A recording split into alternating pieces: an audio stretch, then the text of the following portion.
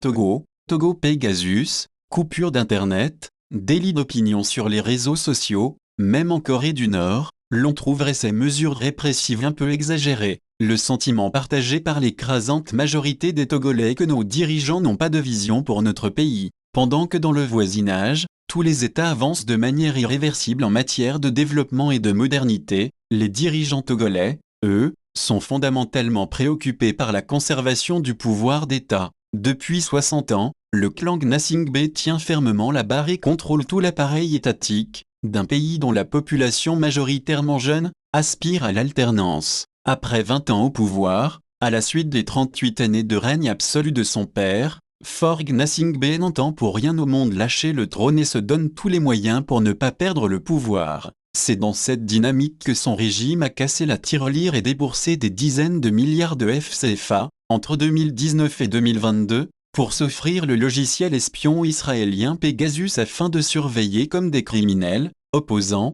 leaders religieux, journalistes, militants des droits de l'homme. À l'origine, cette arme numérique très sophistiquée, censée être destinée à la lutte contre le terrorisme et la grande criminalité, a été détournée de son objectif, pour espionner les voix critiques au régime des Gnassingbé. Selon les révélations faites à l'époque par journal français Le Monde, plus de 300 Togolais avaient été ciblés par le logiciel espionniste. Un immense scandale qui avait secoué le pays. D'après les informations, le coût d'acquisition du logiciel était de l'ordre de 30 millions de dollars, soit 15 milliards FCFA, tandis que chaque téléphone espionné coûtait, au bas mot, 13 millions de FCFA aux contribuables togolais. Des fonds colossaux jetés par la fenêtre et qui auraient pu servir à construire des écoles, des centres de santé ou renforcer ceux qui existaient déjà, doter les localités de l'intérieur d'eau potable, etc. En outre, au mois de juin 2025, suite à des manifestations citoyennes organisées au Togo et réprimées dans le sang, le régime de Faure Gnassingbé a imposé de fortes restrictions d'accès à l'Internet pendant plusieurs semaines, dont le but inavoué est d'isoler le pays et d'empêcher les défenseurs des droits de l'homme de documenter et signaler les nombreux crimes et assassinats. Pendant plus de 303 mois, plusieurs plateformes de communication massivement utilisées par les jeunes Togolais, Facebook, Tito, Telegram, YouTube, Signal notamment, sont devenues inaccessibles. À l'ère de la révolution numérique, ces restrictions ont insidieusement affecté la communication quotidienne, les activités socio-économiques, les transactions en ligne, les services professionnels. Le régime avait même déployé les grands moyens pour bloquer les applications VPN qui permettaient de contourner la censure. Pour le gouvernement, le blocage de l'Internet était une réponse aux appels à manifester lancés sur les réseaux sociaux par les blogueurs, artistes et activistes de la diaspora.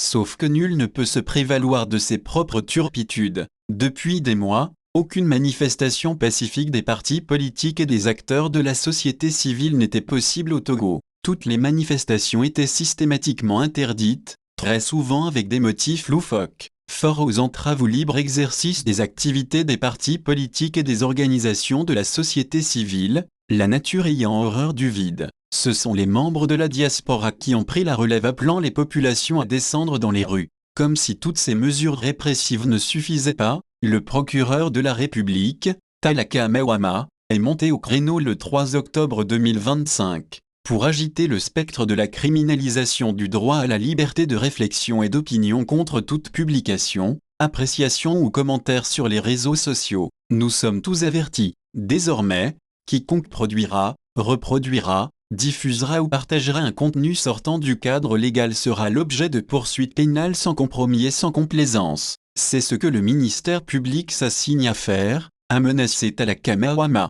Il en sera de même pour quiconque publiera un commentaire validant une publication illicite. La complicité par approbation expose également à des poursuites, a ajouté le procureur de la République, qui se fonde sur l'arsenal juridique togolais, notamment le nouveau code pénal, la loi sur la cybersécurité et la cybercriminalité, le code de l'enfant, la loi relative à la protection des données à caractère personnel pour justifier sa décision. Voilà comment la liberté de réflexion et d'opinion vient d'être remise en cause au Togo. Est-ce le nouvel épouvantail juridique brandi par la dictature chancelante pour tenter vainement de juguler la vague de contestation et d'énonciation, sur les réseaux sociaux, de la corruption endémique, des arrestations arbitraires, de l'injustice sociale, etc. Au Togo, les prisons togolaises surpeuplées transformées en centres lugubres de torture, des détenus politiques, pourraient, elles, accueillir les millions d'habitants martyrisés mais déterminés à exprimer leur aspiration profonde et légitime à la liberté et à la dignité en clamant leur mal de vivre et leur indignation sur les réseaux sociaux, s'interroge le concitoyen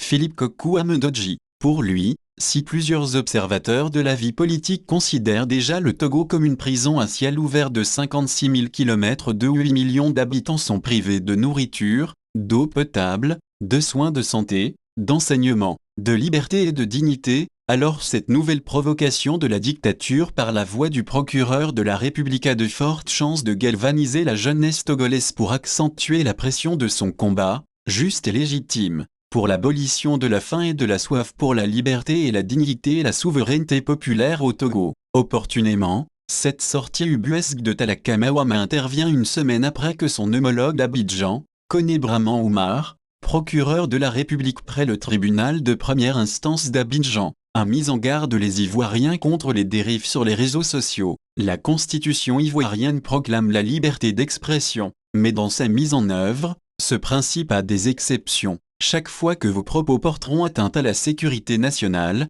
vous trouverez le procureur de la République sur votre chemin. À compter d'aujourd'hui, la récréation est terminée. Nous allons passer à la vitesse supérieure au niveau de la répression, a-t-il prévenu, exhortant les internautes à filtrer les publications et les commentaires sur leurs pages respectives au risque d'être poursuivis par le ministère public. La Côte d'Ivoire organise dans 2 semaines, le 25 octobre 2025, l'élection présidentielle à haut risque. On peut comprendre que Koné Braman Oumar ait fait cette sortie pour calmer les ardeurs des uns et des autres. Le contexte n'est pas le même au Togo où l'élection présidentielle est d'ailleurs supprimée. Il s'agit donc d'un suivisme aveugle qui ne dit pas son nom. On est prêt à copier chez les autres ce qui ne fait pas avancer notre pays. Curieusement, on demeure particulièrement autiste et inefficace quand il s'agit de prendre le bon exemple sur les voisins. Emma.